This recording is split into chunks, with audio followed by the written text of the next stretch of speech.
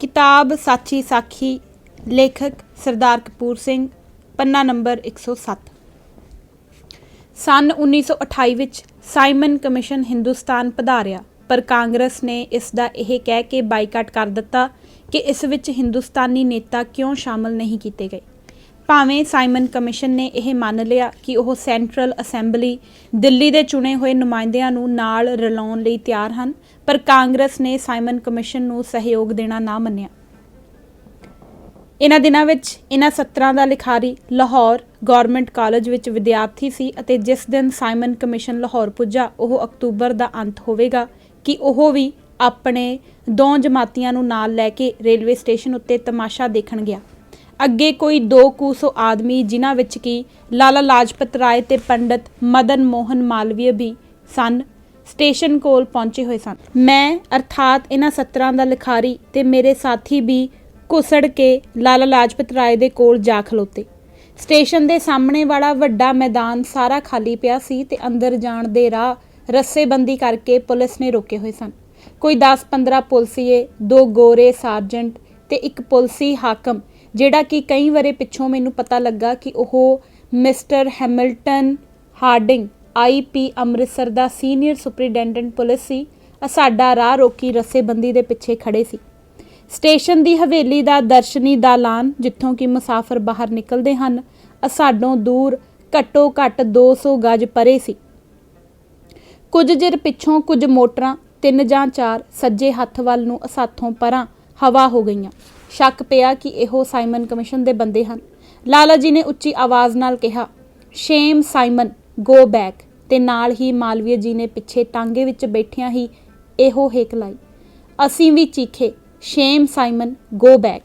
ਇਸ ਗੱਲ ਦੀ ਨਾ ਸਾਨੂੰ ਉਦੋਂ ਸਮਝ ਸੀ ਤੇ ਨਾ ਹੁਣ ਪਤਾ ਹੈ ਕਿ ਸਾਈਮਨ ਨੇ ਸ਼ਰਮ ਵਾਲੀ ਕੀ ਕਰਤੂਤ ਕੀਤੀ ਹੈ, ਪਰ ਇਸ ਸਾਈਮਨ ਨੂੰ ਦੇਖਣ ਲਈ ਅਗਲੀ ਕਤਾਰ ਵਿੱਚ ਖਲੋਤੇ ਅਸੀਂ ਵੀ ਅਤੇ ਸਾਡੇ ਪਿੱਛੇ ਖਲੋਤੇ ਬਾਕੀ ਆਦਮੀ ਵੀ ਬਹੁਤ ਉਤਾਵਲੇ ਸਨ। ਪਿੱਛੋਂ ਧੱਕਾ ਜੋ ਪਿਆ ਤਾਂ ਸਾਡਾ ਭਾਰ ਸਾਡੇ ਅੱਗੇ ਬੰਨੇ ਹੋਏ ਰੋਕੂ ਰੱਸਿਆਂ ਤੇ ਪੈ ਗਿਆ ਤੇ ਉਹ ਪੁਲਸੀ ਹੱਦਬੰਦੀ ਟੁੱਟਣ ਲੱਗੀ। ਇਸ ਸਮੇਂ ਮਿਸਟਰ ਹੈਮਿਲਟਨ ਹਾਰਡਿੰਗ 5-6 ਪੁਲਸੀਆਂ ਸਮੇਤ ਸਾਡੇ ਵੱਲ ਵਧੇ। ਹੈਮਿਲਟਨ ਹਾਰਡਿੰਗ ਦੇ ਹੱਥ ਵਿੱਚ ਕੋਈ 3-4 ਫੁੱਟ ਲੰਮੀ ਬੈਂਤ ਦੀ ਮੋਟੀ ਸੋਟੀ ਸੀ ਅਤੇ ਪੁਲਸੀਆਂ ਦੇ ਹੱਥਾਂ ਵਿੱਚ ਸਰਕਾਰੀ ਡਾਂਗਾਂ। ਹੈਮਿਲਟਨ ਹਾਰਡਿੰਗ ਅੱਗੇ ਵਧਿਆ, ਪਰ ਕਿਸੇ ਸਿਪਾਹੀ ਨੇ ਡਾਂਗ ਨਹੀਂ ਉਲਾਰੀ। ਹੈਮਿਲਟਨ ਹਾਰਡਿੰਗ ਸੋਟੀ ਉਲਾਰ ਕੇ ਉਸ ਨੂੰ ਹਵਾ ਵਿੱਚ ਮਾਰਦਾ ਜਿੱਥੇ ਲਾਲਾ ਲਾਜਪਤ ਰਾਏ ਖੜੇ ਸੀ ਰੱਸੀ ਕੋਲ ਆਇਆ। ਪਿੱਛੇ ਹਟੋ, ਗੈਟ ਬੈਕ। ਉਸ ਸਮੇਂ ਸਿਰਫ ਇੱਕ ਵਾਰ ਉਸ ਦੀ ਬੈਂਤ ਲਾਲਾ ਜੀ ਦੀ ਛਤਰੀ ਦੇ ਉਤਲੇ ਪਾਸੇ ਲੱਗੀ। ਬਸ ਇਤਨੇ ਚਿਰ ਵਿੱਚ ਸਾਈਮਨ ਕਮਿਸ਼ਨ ਵਾਲੇ ਸਟੇਸ਼ਨ ਤੋਂ ਕਈ ਮੀਲ ਦੂਰ ਜਾ ਚੁੱਕੇ ਸਨ ਅਤੇ ਅਸੀਂ ਸਾਰੇ ਘਰੋਂ ਘਰੀ ਮੁੜ ਆਏ। Mister Scott, senior superintendent police, ਜਿਸ ਨੂੰ ਉਸੇ ਸ਼ਾਮ ਲਾਲਾ ਲਾਜਪਤ ਰਾਏ ਨੂੰ ਡਾਂਗਾ ਨਾਲ ਕੁੱਟਣ ਦਾ ਦੋਸ਼ੀ ਥਾਪਿਆ ਗਿਆ, ਇਹ ਸਾਰਾ ਸਮਾਂ ਸਾਡੇ 100 ਗਜ ਨੇੜੇ ਕਿਤੇ ਨਹੀਂ ਸੀ ਤੇ ਸੁਣਿਆ ਹੈ ਕਿ ਉਹ ਸਾਰਾ ਸਮਾਂ ਰੇਲਵੇ ਸਟੇਸ਼ਨ ਦੇ ਅੰਦਰ ਪਲੇਟਫਾਰਮ ਉੱਤੇ ਹੀ ਮੌਜੂਦ ਰਿਹਾ। Mister Saunders, assistant superintendent police, ਜਿਸ ਨੂੰ ਇਸ ਘਟਨਾ ਦੇ 2 ਕੁ ਮਹੀਨੇ ਪਿੱਛੋਂ ਨੌਜਵਾਨ ਨੈਸ਼ਨਲਿਸਟ ਸਿੱਖ ਭਗਤ ਸਿੰਘ ਨੇ ਜਾਂ ਉਸਦੇ ਸਾਥੀ ਨੇ ਮੇਰੀਆਂ ਅੱਖਾਂ ਦੇ ਸਾਹਮਣੇ ਗੋਲੀ ਨਾਲ ਉਡਾ ਦਿੱਤਾ ਅਤੇ ਨਾਲ ਹੀ ਆਪਣੇ ਸਾਥੀ ਅਫਸਰ ਨੂੰ ਬਚਾਉਣ ਦਾ ਧਰਮ ਪਾਲਨ ਕਰਦੇ ਸਿੱਖ ਅਤੇ ਇਸੇ ਦੋਸ਼ ਵਿੱਚ ਨਿਰਦੋਸ਼ੀ ਹਵਲਦਾਰ ਚੰਨਣ ਸਿੰਘ ਨੂੰ ਮਾਰ ਸੁੱਟਿਆ। ਉਹ ਸਾਂਡਰਸ ਉਸ ਦਿਨ ਸਾਈਮਨ ਕਮਿਸ਼ਨ ਦੀ ਆਮਦ ਉੱਤੇ ਲਾਹੌਰ ਰੇਲਵੇ ਸਟੇਸ਼ਨ ਦੇ 5 ਮੀਲ ਨੇੜੇ ਕਿਤੇ ਨਹੀਂ ਸੀ। ਜਦੋਂ ਮੈਂ ਤੇ ਮੇਰੇ ਸਾਥੀ ਮੁੜ ਕੇ ਕਾਲਜ ਆਏ ਤਾਂ ਅਜੇ ਸਾਡਾ ਇੱਕ ਲੈਕਚਰ ਪ੍ਰੋਫੈਸਰ ਫਰਥ ਦਾ ਰਹਿੰਦਾ ਸੀ। ਅਸੀਂ ਚੁੱਪ-ਚੁਪਾਤੇ ਪਿਛਲੇ ਦਰਵਾਜ਼ਿਓਂ ਕਮਰੇ 'ਚ ਵੜੇ ਤਾਂ ਪ੍ਰੋਫੈਸਰ ਫਰਥ ਨੇ ਸਾਨੂੰ ਦੇਖ ਲਿਆ ਤੇ ਉੱਚੀ ਜਕਾਰਾ ਛੱਡਿਆ, ਸ਼ੇਮ ਸ਼ੇਮਨ, ਗੋ ਬੈਕ। ਜਿਵੇਂ ਕਿ ਕੁਦਰਤੀ ਸੀ, ਮੈਂ ਤੇ ਮੇਰਾ ਸਾਥੀ ਘਬਰਾ ਗਏ, ਪਰ ਪ੍ਰੋਫੈਸਰ ਫਰਥ ਨੇ ਹੱਸ ਕੇ ਸਾਡਾ ਦਿਲ ਟਿਕਾਣੇ ਕਰ ਦਿੱਤਾ। ਪ੍ਰੋਫੈਸਰ ਫਰਥ ਸ਼ਬਦ ਉਚਾਰਨ ਬੋਧ ਦੇ ਮਾਹਿਰ ਸਨ ਅਤੇ ਰਹੱਸਿਆ ਉਹਨਾਂ ਦੇ ਸ਼ੇਮ ਸ਼ੈਮਨ ਗੋ ਬੈਕ ਦਾ ਇਤਨਾ ਹੀ ਸੀ ਕਿ ਅਸਾਂ ਵੀ ਬਾਕੀ ਲੋਕਾਂ ਨਾਲ ਰਲ ਕੇ ਰੇਲਵੇ ਸਟੇਸ਼ਨ ਉੱਤੇ ਸ਼ੇਮ ਸ਼ੈਮਨ ਕਹਿ ਕੇ ਸਾਈਮਨ ਸ਼ਬਦ ਦਾ ਅਸ਼ੁੱਧ ਉਚਾਰਨ ਕੀਤਾ ਹੋਵੇਗਾ ਅਤੇ ਇਉਂ ਪ੍ਰੋਫੈਸਰ ਫਰਥ ਕੋਲੋਂ ਪ੍ਰਾਪਤ ਕੀਤੀ ਸਿੱਖਿਆ ਦਾ ਅਨਾਦਰ ਕੀਤਾ ਹੋਵੇਗਾ। ਸਾਡੇ ਸਾਈਮਨ ਕਮਿਸ਼ਨ ਦੇ ਬਰਖਿਲਾਫ ਨਾਅਰੇ ਲਾਉਣ ਉੱਤੇ ਕੋਈ ਇਤਰਾਜ਼ ਉਹਨਾਂ ਨੂੰ ਨਹੀਂ ਸੀ, ਸਿਵਾਏ ਅਸ਼ੁੱਧ ਸ਼ਬਦ ਉਚਾਰਨ ਦੇ। ਉਸੇ ਸ਼ਾਮ ਮੋਰੀ ਦਰਵਾਜ਼ੇ ਦੇ ਬਾਹਰ ਲਾਹੌਰ ਵਿੱਚ ਇੱਕ ਪਬਲਿਕ ਜਲਸਾ ਹੋਇਆ, ਜਿਸ ਵਿੱਚ ਲਾਲਾ ਲਾਜਪਤ ਰਾਏ ਆਪਣੇ ਪੰਜਾਬ ਕੇਸਰੀ ਬਰੂਦ ਦੀ ਪੈਜ ਰੱਖਦੇ ਹੋਏ ਗਰਜੇ, ਅੱਜ ਜਿਹੜੀਆਂ ਲਾਠੀਆਂ ਸਾਡੀਆਂ ਛਾਤੀਆਂ ਤੇ ਵੱਜੀਆਂ ਹਨ ਉਹ ਉਤਨੇ ਹੀ ਕਿੱਲ ਅੰਗਰੇਜ਼ੀ ਸਾਮਰਾਜ ਦੀ ਲਾਸ਼ ਦੇ ਤਾਬੂਤ ਵਿੱਚ ਠੁੱਕ ਗਏ ਹਨ। ਇੱਥੇ ਲਾਲਾ ਜੀ ਨੇ ਸਪਸ਼ਟ ਦੋਸ਼ ਲਗਾਇਆ ਕਿ ਉਹਨਾਂ ਦੀ ਛਾਤੀ ਉੱਪਰ ਮਿਸਟਰ ਸਕਾਟ ਨੇ ਡਾਂਗਾਂ ਮਾਰੀਆਂ ਹਨ। ਸੰਨ 1942 ਵਿੱਚ ਜਦੋਂ ਕਿ ਮੈਂ ਕਰਨਾਲ ਜ਼ਿਲ੍ਹੇ ਦਾ ਡਿਪਟੀ ਕਮਿਸ਼ਨਰ ਸੀ ਅਤੇ mister Hamilton Harding Ambala range ਦੇ ਡਿਪਟੀ ਇੰਸਪੈਕਟਰ ਜਨਰਲ ਪੁਲਿਸ, ਤਾਂ ਇੱਕ ਸਮੇਂ ਅਸੀਂ ਇਕੱਠੇ ਰਾਤ ਦਾ ਖਾਣਾ ਖਾ ਰਹੇ ਸਾਂ ਕਿ ਉਹਨਾਂ ਮੈਨੂੰ ਇਹ ਕਥਾ ਸੁਣਾਈ ਕਿ ਸੰਨ 1928 ਵਿੱਚ ਸਾਈਮਨ ਕਮਿਸ਼ਨ ਦੀ ਆਮਦ ਵੇਲੇ ਹਵਾ ਵਿੱਚ ਬੈਂਤ ਉਸਨੇ ਘੁਮਾਈ ਸੀ ਜੋ ਕਿ ਲਾਲਾ ਲਾਜਪਤ ਰਾਏ ਦੀ ਛਤਰੀ ਉੱਤੇ ਜਾ ਲੱਗੀ ਸੀ। ਉਸ ਦੱਸਿਆ ਕਿ ਮਿਸਟਰ ਸਕਾਟ ਉਸ ਸਾਰੇ ਸਮੇਂ ਅੰਦਰ ਰੇਲਵੇ ਪਲੇਟਫਾਰਮ ਉੱਤੇ ਹੀ ਰਿਹਾ ਸੀ ਅਤੇ ਲਾਲਾ ਲਾਜਪਤ ਰਾਏ ਨੇ ਆਪਣੀ ਇੱਕ ਪੁਰਾਣੀ ਤੇ ਜਾਤੀ ਕਿੜ ਕੱਢਣ ਲਈ, ਜਿਸ ਦਾ ਕਿ ਵਰਣਨ ਵਿਸਤਾਰ ਲਾਲਾ ਜੀ ਦੀ ਉੱਚ ਕੀਰਤੀ ਵਿੱਚ ਕਿਵੇਂ ਵੀ ਵਾਧਾ ਨਹੀਂ ਕਰ ਸਕਦਾ, ਸਕਾਟ ਦੇ ਖਿਲਾਫ ਇਹ ਕਹਾਣੀ ਘੜ ਲਈ ਸੀ ਕਿ ਸਕਾਟ ਨੇ ਲਾਲਾ ਜੀ ਦੀ ਛਾਤੀ ਤੇ ਡਾਂਗਾਂ ਮਾਰੀਆਂ। ਮੈਂ ਉਸ ਵੇਲੇ ਹੈਮਿਲਟਨ ਹਾਰਡਿੰਗ ਨੂੰ ਇਹ ਪ੍ਰਗਟ ਨਾ ਕੀਤਾ ਕਿ 14 ਵਰ੍ਹੇ ਪਹਿਲਾਂ ਮੈਂ ਇਹ ਸਭ ਗੱਲਾਂ ਆਪ ਅੱਖੀਂ ਡਿੱਠੀਆਂ ਸਨ, ਪਰ ਮੇਰੇ ਮਨ ਵਿੱਚ ਇਸ ਅੰਗਰੇਜ਼ ਅਫਸਰ ਦੀ ਸੱਚਾਈ ਦਾ ਡੂੰਘਾ ਪ੍ਰਭਾਵ ਪਿਆ ਕਿ 14 ਵਰ੍ਹੇ ਬੀਤਣ ਪਿੱਛੋਂ ਵੀ ਜਦੋਂ ਕਿ ਇਸ ਘਟਨਾ ਦੇ ਬੜੇ ਦੁਖਾਂਤਕ ਸਿੱਟੇ ਨਿਕਲ ਚੁੱਕੇ ਹਨ, ਇਹ ਆਦਮੀ ਸੱਤਿਆ ਨੂੰ ਵਧਾ ਘਟਾ ਨਹੀਂ ਰਿਹਾ। ਇੱਕ ਜ਼ਰੂਰੀ ਨੋਟ, ਸੰਨ 1978 ਦੇ ਆਰੰਭ ਵਿੱਚ ਸਰਦਾਰ ਕਪੂਰ ਸਿੰਘ ਨਾਲ ਸਹਿਜ ਸੁਭਾਅ ਗੱਲਾਂ ਬਾਤਾਂ ਕਰਦਿਆਂ ਚੰਡੀਗੜ੍ਹ ਹਾਈ ਕੋਰਟ ਦੇ ਪ੍ਰਸਿੱਧ ਵਕੀਲ ਤੇ ਸਿੱਖ ਲੀਡਰ ਸਰਦਾਰ ਦਲੀਪ ਸਿੰਘ ਕੰਗ ਨੇ ਕਿਹਾ, ਮੈਂ ਤੁਹਾਨੂੰ ਇੱਕ ਬੜੀ ਇੰਟਰਸਟਿੰਗ ਗੱਲ ਸੁਣਾਵਾਂ। ਜਦੋਂ ਸਾਈਮਨ ਕਮਿਸ਼ਨ ਲਾਹੌਰ ਸਟੇਸ਼ਨ ਉੱਤੇ ਪੁੱਜਾ ਸੀ, ਮੈਂ ਉਦੋਂ ਲਾਲਾ ਲਾਜਪਤ ਰਾਏ ਦੇ ਬਿਲਕੁਲ ਨੇੜੇ ਖੜਾ ਸੀ। ਇਉਂ ਉਪਰੋਕਤ ਘਟਨਾ ਦੀ ਇੰਨ ਬਿੰਨ ਪ੍ਰੋੜਤਾ ਕਰ ਦਿੱਤੀ। ਫੁੱਟਨੋਟ ਸਮਾਪਤ। ਸਾਈਮਨ ਕਮਿਸ਼ਨ ਦੇ ਲਾਹੌਰ ਪੁੱਜਣ ਤੋਂ 3 ਕੁ ਹਫ਼ਤੇ ਪਿੱਛੋਂ ਹੀ ਲਾਲਾ ਲਾਜਪਤ ਰਾਏ ਦੀ ਉਹਨਾਂ ਦੇ ਪੁਰਾਣੇ ਦੀਰਘ ਰੋਗ ਨਿਊਨ ਹਿਰਦੇ ਗਤੀ ਦੁਆਰਾ ਦਿਲ ਦੀ ਧਾਪ ਬੰਦ ਹੋਣ ਕਾਰਨ ਮੌਤ ਹੋ ਗਈ, ਤਾਂ 2 ਹਿੰਦੂ ਕਾਂਗਰਸੀ ਡਾਕਟਰਾਂ ਨੇ ਇਹ ਸਰਟੀਫਿਕੇਟ ਦੇ ਦਿੱਤਾ ਕਿ ਇਸ ਮੌਤ ਦਾ ਕਰਤਰੀ ਕਾਰਨ ਉਹ ਡਾਂਗਾਂ ਦੀਆਂ ਸੱਟਾਂ ਹੀ ਹਨ ਜਿਹੜੀਆਂ ਕਿ 3 ਹਫ਼ਤੇ ਪਹਿਲਾਂ ਉਹਨਾਂ ਨੂੰ ਵੱਜੀਆਂ ਸਨ। ਨਿਰਸੰਦੇਹ ਇਹਨਾਂ ਕਾਂਗਰਸੀ ਡਾਕਟਰਾਂ ਨੂੰ ਗਿਆਨ ਸੀ ਕਿ ਮਨੋਕਲਪਤ ਡਾਂਗਾਂ ਦੀਆਂ ਸੱਟਾਂ ਨਾਲੋਂ ਵਧੇਰੇ ਮੰਨਣਯੋਗ ਕਰਤਰੀ ਕਾਰਨ ਲਾਲਾ ਜੀ ਦੀ ਮੌਤ ਦਾ ਉਹ ਮਾਨਸਿਕ ਚਿੰਤਾ ਤੇ ਭੈ ਸੀ ਜਿਹੜਾ ਕਿ ਉਹਨਾਂ ਨੂੰ ਅੰਦਰੋਂ ਅੰਦਰ ਖਾਈ ਜਾਂਦਾ ਸੀ ਕਿ ਹੁਣ ਉਹਨਾਂ ਦੀ ਜਨਤਕ ਕੀਰਤੀ, ਪਬਲਿਕ ਜੀਵਨ ਅਤੇ ਨਿੱਜੀ ਸੋਭਾ ਦਾ ਅੰਤ ਹੋਣ ਹੀ ਵਾਲਾ ਹੈ, ਜਿਸ ਸਥਿਤੀ ਬਾਬਤ ਕਿ ਭਾਗਵਤ ਗੀਤਾ ਵਿੱਚ ਅੰਕਿਤ ਹੈ, ਸੰਭਾਵਮ ਚਾਕਿਰਤੀ ਮਰਣਾਏ ਨਰੁਚੈਤੇ। ਜਿੱਥੇ ਨੇਕਨਾਮੀ ਨਾਲ ਦਿਨ ਕੱਟੇ ਹੋਣ ਉੱਥੇ ਸਾਰਾ ਪਾਜ ਉਗੜ ਜਾਵੇ ਅਤੇ ਅਪਕੀਰਤੀ ਨਾਲ ਜਿਉਣਾ ਪਵੇ, ਤਦ ਮਰ ਜਾਣਾ ਹੀ ਠੀਕ ਹੈ। ਇਹ ਵਾਰਤਾ ਸੰਖੇਪ ਰੂਪ ਵਿੱਚ ਮਾਸਟਰ ਤਾਰਾ ਸਿੰਘ ਜੀ ਦੀ ਆਪਣੇ ਦੈਨਿਕ ਅਖਬਾਰ ਅਕਾਲੀ ਤੇ ਪਰਦੇਸੀ ਅੰਮ੍ਰਿਤਸਰ ਦੇ 30 ਮਾਰਚ ਸੰਨ 1928 ਦੇ ਅੰਕ ਵਿੱਚ ਲਿਖੀ ਹੋਈ ਇਸ ਪ੍ਰਕਾਰ ਹੈ। ਲਾਲਾ ਲਾਜਪਤ ਰਾਏ ਦੀ ਪੀਪਲਜ਼ ਸਰਵੈਂਟਸ ਸੁਸਾਇਟੀ ਨੇ ਮਜ਼ਹਬੀਆਂ, ਰਮਦਾਸੀਆਂ ਤੇ ਹੋਰ ਅਛੂਤ ਆਖੇ ਜਾਂਦੇ ਸਿੰਘਾਂ ਨੂੰ ਪਤਿਤ ਕਰਨ ਦੀ ਲਹਿਰ ਸ਼ੁਰੂ ਕੀਤੀ ਹੋਈ ਹੈ। ਜਿਸ ਤਰ੍ਹਾਂ ਪਹਿਲਾਂ ਇਸੇ ਮੰਤਵ ਨਾਲ ਆਰੀਆ ਸਮਾਜੀਆਂ ਨੇ ਸਕੂਲ ਖੋਲ੍ਹ ਕੇ ਆਪਣੀ ਚਾਲ ਤੇ ਪਰਦਾ ਪਾਉਣ ਲਈ ਕਿਸੇ ਦਾ ਨਾਮ ਭਾਰਤੀ ਸਕੂਲ ਅਤੇ ਕਿਸੇ ਦਾ ਪਬਲਿਕ ਸਕੂਲ ਰੱਖਿਆ ਸੀ, ਉਸੇ ਤਰ੍ਹਾਂ ਹੁਣ ਇਸ ਪੀਪਲਜ਼ ਸਰਵੈਂਟਸ ਸੁਸਾਇਟੀ ਦੇ ਪਰਦੇ ਥੱਲੇ ਫਿਰ ਇਹ ਕਹਿੰਦੇ ਹਨ ਕਿ ਅਸੀਂ ਤਾਂ ਅਛੂਤਾਂ ਨੂੰ ਉੱਚਾ ਕਰ ਰਹੇ ਹਾਂ।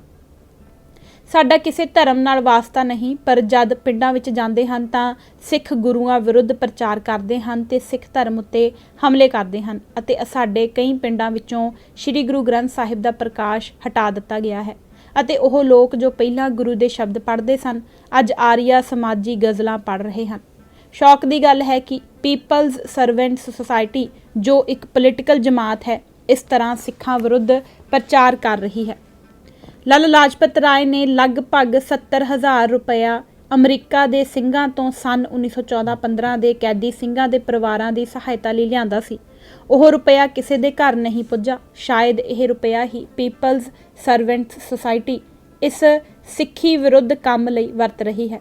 ਇਸ ਵਾਸਤੇ ਅਸੀਂ ਅਮਰੀਕਾ ਕੈਨੇਡਾ ਨਿਵਾਸੀ ਖਾਲਸਾ ਜੀ ਨੂੰ ਖਬਰਦਾਰ ਕਰਦੇ ਹਾਂ ਕਿ ਉਹ ਆਪਣੇ ਰੁਪਏ ਦਾ ਹਿਸਾਬ ਪੁੱਛਣ ਤੇ ਜੇ ਫਹਿਰਿਸਤ ਘੱਲ ਦੇਣ ਤੇ ਠੀਕ ਪੂਰਾ ਲਿਖ ਘੱਲਣ ਤਾਂ ਅਸੀਂ ਉਹ ਲਾਲਾ ਜੀ ਤੋਂ ਵਸੂਲ ਵੀ ਕਰ ਸਕਦੇ ਹਾਂ।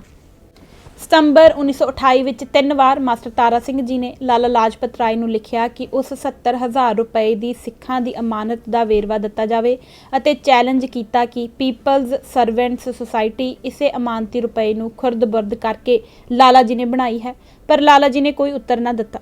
ਅਕਤੂਬਰ ਦੇ ਅੰਤ ਜਾਂ ਨਵੰਬਰ ਦੇ ਚੜ੍ਹਾਅ ਵਿੱਚ ਮਾਸਟਰ ਜੀ ਨੇ ਲਾਲਾ ਜੀ ਨੂੰ ਕਾਨੂੰਨੀ ਨੋਟਿਸ ਦਿੱਤਾ ਕਿ ਕਿਉਂ ਨਾ ਲਾਲਾ ਜੀ ਉੱਤੇ ਅਮਾਨਤ ਵਿੱਚ ਖਿਆਨਤ ਅਤੇ ਗੰਭੀਰ ਭ੍ਰਿਸ਼ਟਾਚਾਰ ਦੇ ਦੋਸ਼ਾਂ ਦਾ ਮੁਕੱਦਮਾ ਚਲਾਇਆ ਜਾਵੇ, ਜਿਸ ਦਾ ਕੋਈ ਉੱਤਰ ਲਾਲਾ ਜੀ ਨੇ ਨਾ ਦਿੱਤਾ। ਪਰ ਜਿਹੜਾ ਨੋਟਿਸ ਲਾਲਾ ਜੀ ਨੂੰ ਅੰਦਰੋਂ ਅੰਦਰ ਘੁਣ ਵਾਂਗੂ ਖਾ ਗਿਆ ਅਤੇ 17 ਨਵੰਬਰ 1928 ਨੂੰ ਪੰਜਾਬ ਕੇਸਰੀ ਲਾਲਾ ਜੀ ਦੀ ਦਿਲ ਦੀ ਧਾਪ ਬੰਦ ਹੋਣ ਕਾਰਨ ਮੌਤ ਹੋ ਗਈ। ਇਸ ਤਰ੍ਹਾਂ ਆਕਾਸ਼ ਵੇਲ ਦੇ ਫੁੱਲਾਂ ਨੂੰ ਫਲ ਲੱਗੇ ਤੇ ਬਾਂਝ ਵਿਧਵਾ ਦੇ ਸਪੁੱਤਰ ਦਾ ਵਿਵਾਹ ਸੰਸਕਾਰ ਹੋਇਆ। ਲਾਲਾ ਜੀ ਦੀ ਮੌਤ ਪਿੱਛੋਂ ਜਦੋਂ ਉਹਨਾਂ ਦੀ ਅੰਤਮ ਵਸੀਅਤ ਖੋਲ ਕੇ ਪੜ੍ਹੀ ਗਈ ਤਾਂ ਉਸ ਵਿੱਚ ਲਿਖਿਆ ਹੋਇਆ ਸੀ ਕਿ ਨਾ ਤਾਂ ਕੋਈ ਰੱਬ ਤੇ ਪਰਮਾਤਮਾ ਹੈ ਅਤੇ ਨਾ ਹੀ ਕਿਸੇ ਧਰਮ, ਅਸੂਲ, ਸ਼ੁਭ ਆਚਾਰ ਦਾ ਸੰਸਾਰ ਦੀ ਤਾਰੀਖ ਵਿੱਚ ਵਜੂਦ ਹੈ। ਇੱਕ ਕਾਂਗਰਸੀ ਦੇਵੀ ਨੇਤਾ ਸਰਲਾ ਦੇਵੀ ਚੌਧਰੀ ਇਸ ਸਮੇਂ ਲਾਹੌਰ ਪਧਾਰੀ ਤੇ ਇਹ ਬਿਆਨ ਅਖਬਾਰਾਂ ਵਿੱਚ ਛਪਵਾ ਕੇ ਮੁੜਦੇ ਪੈਰੀਂ ਆਪਣੇ ਸਹੁਰੇ ਘਰ ਕਲਕੱਤੇ ਚਲੀ ਗਈ। ਲਾਲਾ ਜੀ ਨੂੰ ਦੁਸ਼ਟ ਸਕਾਟ ਫਿਰੰਗੀ ਨੇ ਡਾਂਗਾ ਮਾਰ ਕੇ ਕਤਲ ਕਰ ਦਿੱਤਾ ਹੈ ਕਿ ਪੰਜਾਬ ਦਾ ਮਰਦੋਪੁਣਾ ਬਿਲਕੁਲ ਨਿਪੁੰਸਕ ਬਣ ਚੁੱਕਾ ਹੈ। ਸ਼੍ਰੀਮਤੀ ਜੀ ਤਾਂ ਇਹ ਇਸ ਤਰਤਵਮਈ ਕਾਮਨੀ ਸਚਰस्य ਪ੍ਰਸ਼ਨ ਕਰਕੇ ਸੋਨ ਸੁਨਹਿਰੀ ਬੰਗਾਲੇ ਦੇਸ਼ ਪਹੁੰਚ ਗਏ ਤੇ ਪੰਜਾਬ ਦਾ ਮਰਦੋਪੁਣਾ ਬਾਲ ਭਗਤ ਸਿੰਘ, ਜਿਸ ਨੂੰ ਕਿ ਨੈਸ਼ਨਲਿਸਟ ਸਿੱਖੀ ਆਪਣੇ ਚਾਚੇ ਅਜੀਤ ਸਿੰਘ ਕੋਲੋਂ ਤੇ ਦੇਸ਼ ਭਗਤੀ ਆਪਣੇ ਪਿਤਾ ਸਰਦਾਰ ਕਿਸ਼ਨ ਸਿੰਘ ਕੋਲੋਂ ਵਿਰਸੇ ਵਿੱਚ ਮਿਲੀ ਸੀ, ਦੇ ਸਰਲ ਹਿਰਦੇ ਵਿੱਚ ਪ੍ਰਜਵਲਿਤ ਹੋ ਉੱਠਿਆ। ਥੋੜਾ ਸਮਾਂ ਹੀ ਬੀਤਿਆ ਸੀ ਕਿ ਦਸੰਬਰ ਦੇ ਅੰਤ ਦੇ ਦਿਨ ਸਨ ਤੇ ਮੈਂ ਤੇ ਕੁਝ ਹੋਰ ਵਿਦਿਆਰਥੀ ਗਵਰਨਮੈਂਟ ਕਾਲਜ ਦੇ ਨਿਊ ਹੋਸਟਲ ਦੀ ਧੁਰ ਛੱਤ ਉੱਤੇ ਬੈਠੇ ਪੜ੍ਹ ਰਹੇ ਸੀ ਜਾਂ ਪੜ੍ਹਨ ਦਾ ਬਹਾਨਾ ਬਣਾ ਕੇ ਹੇਠਾਂ ਚੌਂਕ ਵਿੱਚ, ਜਿੱਥੇ ਕਿ DAV ਕਾਲਜ ਦਾ ਖੂੰਜਾ ਲੱਗਦਾ ਸੀ ਅਤੇ ਜਿਸ ਦੇ ਸਾਹਮਣੇ ਡਿਸਟ੍ਰਿਕਟ ਪੁਲਿਸ ਦਾ ਦਫ਼ਤਰ ਸੀ, ਲੋਕਾਂ, ਮੋਟਰਾਂ, ਟਾਂਗਿਆਂ ਦੀ ਆਵਾਜਾਈ ਦੇਖ ਰਹੇ ਸੀ ਕਿ ਠਾ ਦੋ ਗੋਲੀਆਂ ਚੱਲੀਆਂ ਤੇ ਪੁਲਿਸ ਦੇ ਦਫ਼ਤਰੋਂ ਇੱਕ ਅੰਗਰੇਜ਼ ਨਿਕਲ ਕੇ ਆਪਣੇ ਮੋਟਰਸਾਈਕਲ ਉੱਤੇ ਚੜ੍ਹਨ ਲੱਗਾ। ਮਰ ਕੇ ਭੌਂ ਤੇ ਡਿੱਗਦਾ ਅਸਾਂ ਡੱਠਾ। ਫਿਰ ਇੱਕ ਸਿੱਖ ਪੁਲਸੀਆ DAV ਕਾਲਜ ਤੇ DAV ਹੋਸਟਲ ਵਾਲੀ ਕੰਧ ਦੇ ਖੂੰਜੇ ਵੱਲ ਨੂੰ ਨੱਸਾ ਤਾਂ ਜੋ ਗੋਲੀ ਚਲਾਉਣ ਵਾਲੇ ਨੂੰ ਫੜ ਲਏ। ਠਾ ਕਰਕੇ ਗੋਲੀ ਉਸ ਨੂੰ ਵੀ ਵੱਜੀ ਤੇ ਉਹ ਵੀ ਮਰ ਕੇ ਭੌਂ ਡਿੱਗਾ। ਇਤਨੇ ਨੂੰ ਰੌਲਾ ਗੌਲਾ ਢੇਰ ਪੈ ਗਿਆ ਤੇ ਸਾਰਾ ਚੌਂਕ ਲੋਕਾਂ ਨਾਲ ਤੇ ਪੁਲਿਸ ਨਾਲ ਭਰ ਗਿਆ। ਯੋਂ ਭਗਤ ਸਿੰਘ ਨੇ ਜਾਂ ਉਸ ਦੇ ਕਿਸੇ ਸਾਥੀ ਨੇ ਸਾਂਡਰਸ ਨੂੰ ਸਕਾਟ ਦੇ ਭੁਲੇਖੇ ਕਤਲ ਕਰ ਦਿੱਤਾ। ਇੱਕ ਜ਼ਰੂਰੀ ਨੋਟ, ਭਾਈ ਰਣਧੀਰ ਸਿੰਘ ਜੀ ਨੇ ਸੰਨ 1950 ਵਿੱਚ ਇਹ ਗੱਲ ਮੈਨੂੰ ਸ਼ਿਮਲੇ ਦੱਸੀ ਕਿ ਭਗਤ ਸਿੰਘ ਨੇ ਜੇਲ੍ਹ ਵਿੱਚ ਉਹਨਾਂ ਨੂੰ ਦੱਸਿਆ ਸੀ ਕਿ ਸਾਂਡਰਸ ਨੂੰ ਗੋਲੀ ਉਸ ਦੇ ਇੱਕ ਸਾਥੀ ਨੇ ਮਾਰੀ ਸੀ ਅਤੇ ਚੰਨਣ ਸਿੰਘ ਨੂੰ ਉਸਨੇ। ਫੁੱਟਨੋਟ ਸਮਾਪਤ। ਅਤੇ ਚੰਨਣ ਸਿੰਘ ਨੂੰ ਇਸ ਅਪਰਾਧ ਵਿੱਚ ਕਿ ਉਸਨੇ ਆਪਣੇ ਸਾਥੀ ਅਫਸਰ ਦੇ ਕਾਤਲ ਨੂੰ ਫੜਨ ਦਾ ਯਤਨ ਕਰਨ ਦੀ ਧਰਮ ਪਾਲਣਾ ਕਿਉਂ ਕੀਤੀ।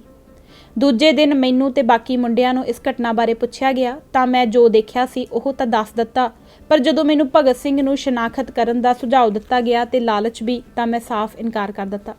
ਮੈਂ ਭਗਤ ਸਿੰਘ ਨੂੰ ਪਹਿਲਾਂ ਹੀ ਜਾਣਦਾ ਸੀ ਅਤੇ ਇਹ ਗੱਲ 2 ਵਰ੍ਹੇ ਪਿੱਛੋਂ ਜਦੋਂ ਮੈਂ ICS ਦੇ ਮੁਕਾਬਲੇ ਵਿੱਚ ਕਾਮਯਾਬ ਹੋਇਆ ਤਾਂ ਮੇਰੇ ਬਰਖਿਲਾਫ ਸਾਹਮਣੇ ਲਿਆਂਦੀ ਗਈ। ਪਰ ਅਜੇ ਦੇਸ਼ ਉੱਤੇ ਵਿਦੇਸ਼ੀ ਫਿਰੰਗੀਆਂ ਦਾ ਰਾਜ ਪਹਿਰਾ ਸੀ ਤੇ ਬਿਨਾਂ ਸੋਚੇ ਵਿਚਾਰੇ ਦੁਸ਼ਟ ਰੁਚੀਆਂ ਨੂੰ ਰਾਜ ਸੱਤਾ ਦਾ ਇੱਕੋ ਇੱਕ ਸਹਾਰਾ ਮੰਨ ਕੇ ਧੱਕਾ ਤੇ ਅਨਿਆਂ ਕਰਨ ਤੋਂ ਉਹ ਲੋਕ ਸੰਕੋਚ ਕਰਦੇ ਸਨ।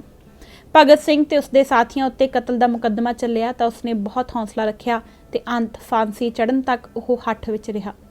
ਸਰਕਾਰ ਨੇ ਉਸਦੀ ਇਹ ਅੰਤਮ ਇੱਛਾ ਤਾਂ ਪ੍ਰਵਾਨ ਕਰ ਲਈ ਕਿ ਉਸਦੇ ਸਰੀਰ ਦਾ ਦਾਹ ਸੰਸਕਾਰ ਸਿੱਖ ਰਹੋ ਰੀਤ ਅਨੁਸਾਰ ਕੀਤਾ ਜਾਵੇ, ਪਰ ਉਸਦੀ ਇਹ ਪ੍ਰਬਲ ਇੱਛਾ ਕਿ ਉਸਨੂੰ ਫਾਂਸੀ ਲੱਗਣ ਤੋਂ ਪਹਿਲਾਂ ਭਾਈ ਰਣਧੀਰ ਸਿੰਘ, ਜੋ ਕਿ ਉਸ ਸਮੇਂ ਲਾਹੌਰ ਜੇਲ੍ਹ ਵਿੱਚੋਂ ਛੁੱਟਣ ਵਾਲੇ ਸਨ, ਦੀ ਜਥੇਦਾਰੀ ਵਿੱਚ 5 ਪਿਆਰਿਆਂ ਰਾਹੀਂ ਅੰਮ੍ਰਿਤ ਛਕਣ ਦਿੱਤਾ ਜਾਵੇ, ਅੰਗਰੇਜ਼ੀ ਸਰਕਾਰ ਨੇ ਕੋਈ ਨੀਤੀ ਵਿਚਾਰ ਕੇ ਪੂਰੀ ਨਾ ਹੋਣ ਦਿੱਤੀ।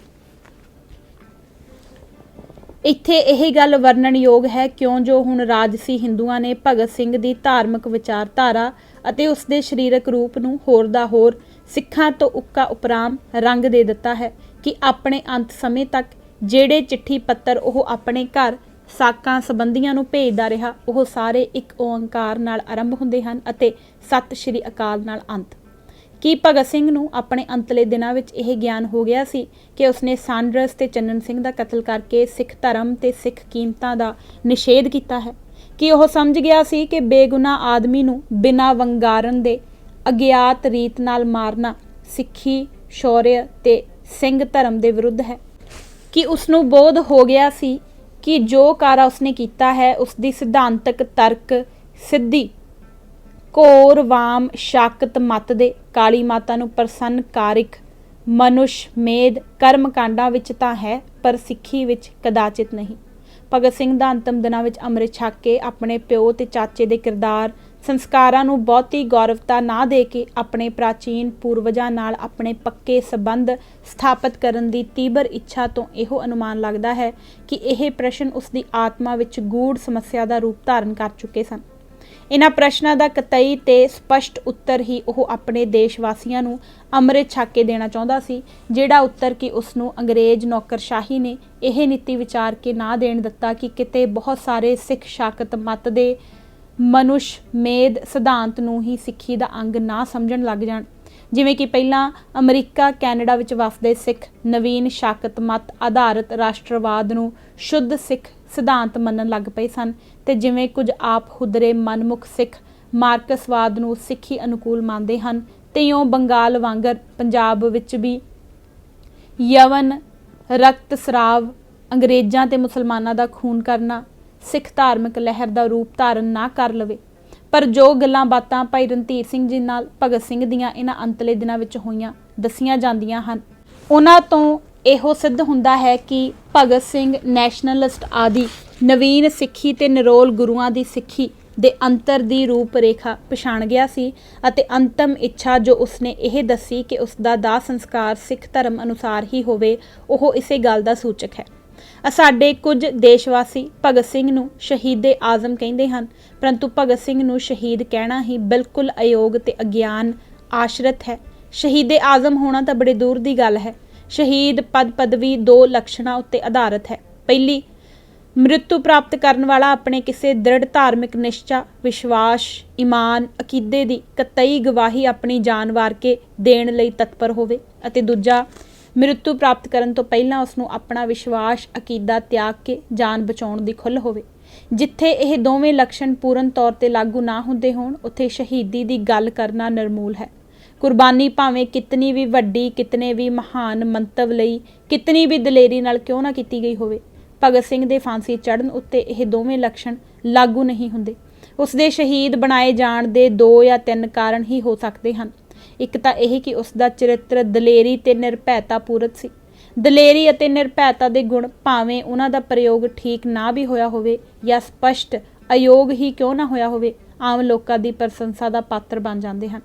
ਦੂਜਾ ਕਾਰਨ ਸਪਸ਼ਟ ਇਹੋ ਜਾਪਦਾ ਹੈ ਕਿ ਉਸਨੇ ਅੰਗਰੇਜ਼ ਸਾਂਡਰਸ ਅਤੇ ਉਸ ਨੂੰ ਬਚਾਉਣ ਵਾਲੇ ਸਿੱਖ ਨੂੰ ਮਾਰ ਕੇ ਕਾਲੀ ਮਾਤਾ, ਜੋ ਕਿ ਆਧੁਨਿਕ ਰਾਸ਼ਟਰਵਾਦੀ ਹਿੰਦੂਆਂ ਦੇ ਵਿਚਾਰ ਵਿੱਚ ਭਾਰਤ ਮਾਤਾ ਦਾ ਹੀ ਅਧਿਆਤਮਕ ਰੂਪ ਹੈ, ਦੀ ਪ੍ਰਸ਼ੰਸਾ ਪ੍ਰਾਪਤ ਕੀਤੀ ਹੈ।